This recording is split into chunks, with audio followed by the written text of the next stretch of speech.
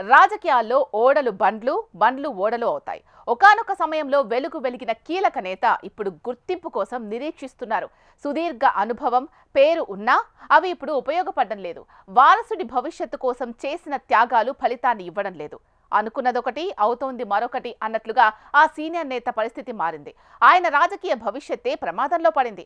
ఆయనను నమ్ముకున్న అనుచర వర్గం మాత్రం తిరిగి పూర్వ వైభవం వస్తుంది అనే నమ్మకంతో ఉన్నారు.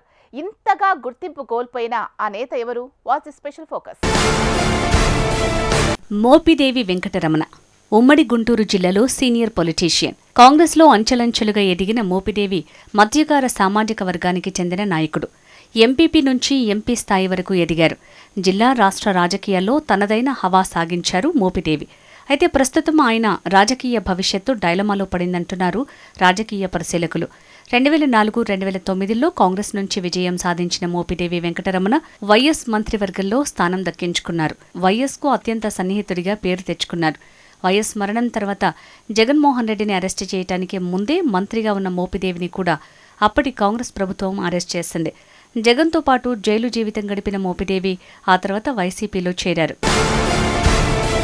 తన సొంత నియోజకవర్గం గుంటూరు జిల్లా రేపల్లి నుంచి వైసీపీ అభ్యర్థిగా 2014-2019 ఎన్నికల్లో పోటీ చేసిన మోపిదేవి పరాజయం పాలయ్యారు. 2019లో వైసీపీ అధికారంలోకి రావడంతో మోపిదేవి సుడి తిరిగింది.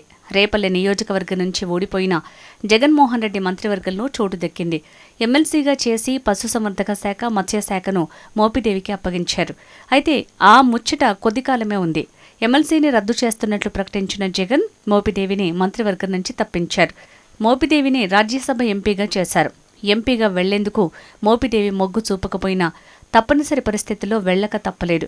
అయితే నియోజకవర్గంలో ఆయనదే హవా కావడంతో వైసీపీలో కొనసాగారు. 2024 ఎన్నికల్లో రాజకీయాల నుంచి తప్పుకుని కొడుకు రాజీవ్ని పోటీ చేయించాలని ఆశించారు. అయితే మోపిదేవి ఆశించినట్టు తన కొడుకు టికెట్ ఇచ్చేందుకు జగన్ ససేమిరా అన్నారు.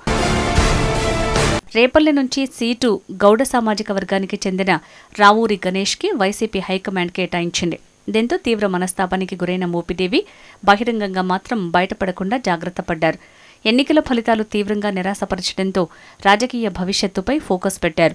వైసీపీలో తన సామాజిక వర్గానికే చెందిన సీదిరి అప్పలరాజుకు ప్రయారిటీ ఇవ్వటం, సొంత నియోజకవర్గంలో గౌడ సామాజిక వర్గానికి టికెట్ కేటాయించడంతో తనకు స్థానికంగా భవిష్యత్తు లేదని భావించారు. ఎన్నిక ముగిసి 6 నెలలు కూడా కాకముందే తన ఎంపీ పదవికి రాజీనామా చేశారు మోపిదేవి.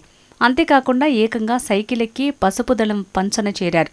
టీడీపీ కండువా కప్పుకుంటే ఎమ్మెల్సీ పదవి వస్తుందని భావించారు మోపిదేవి.